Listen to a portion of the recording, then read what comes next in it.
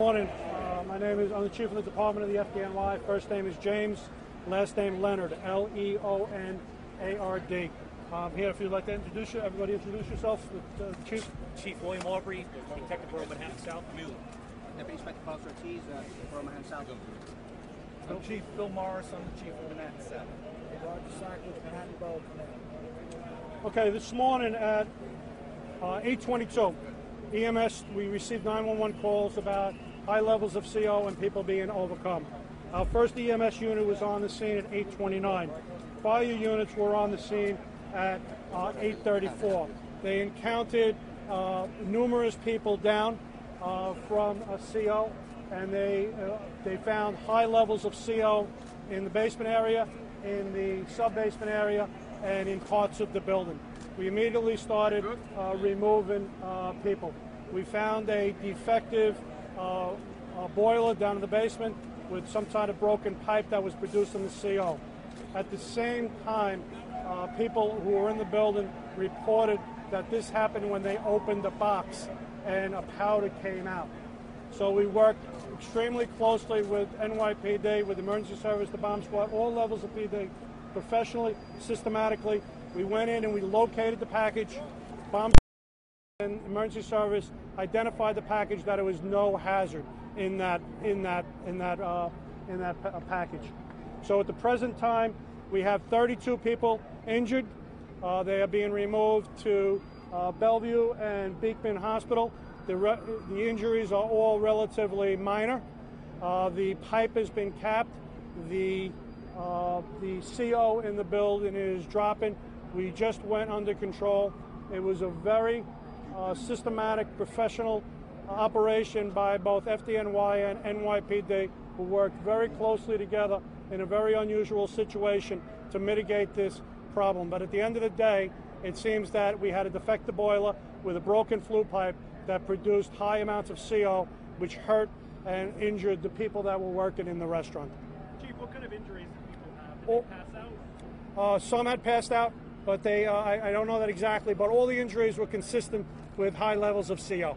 When you came into the building, where were most of the people who were injured? When you sit down, were they passed out on the ground? In the first floor and basement, people who were passed out and people who were out in the street at that time. Does it seem like it's a coincidence then that when people said when they opened the box that they felt sick? It's probably a coincidence. In other words, CO, if they went into a room, it was in a stairway, the CO had built up.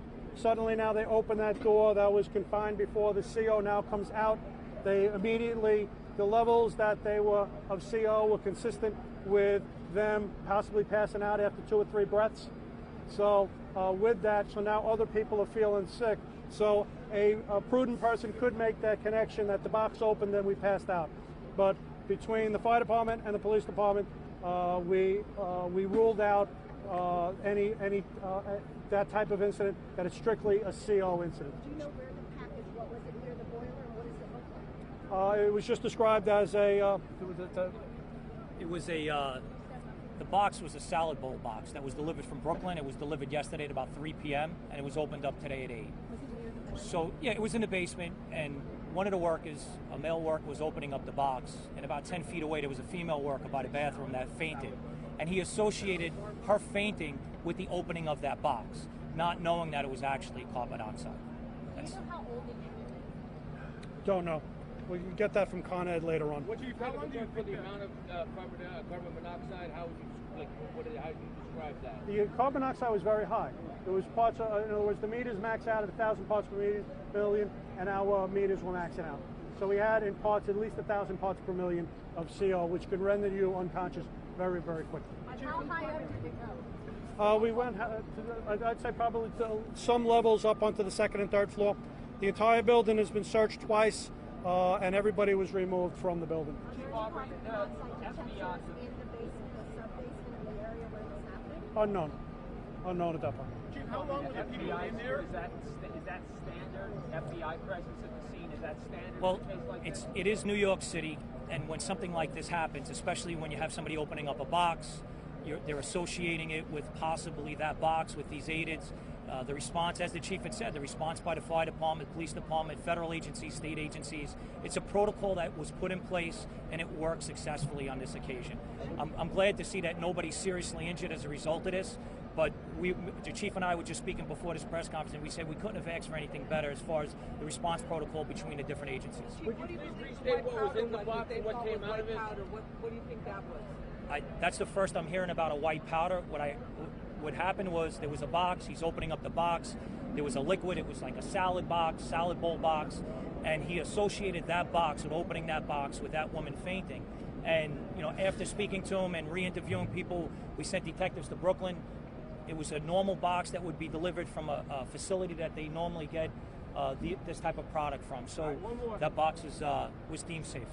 Aubrey, was it salad dressing or what was in there? It's salad bowls, but there's other boxes down there as well. There was lettuce down there. There's other food. So it's a combination of a lot of different things that he was trying to associate with why are people fainting around me, not knowing it's actually carbon monoxide. How long were they exposed to the CO, do you think? I wouldn't know, but I'm assuming that woman fainted that quick, probably a very short amount of time. Thanks, everybody. Thank you. Bottom line.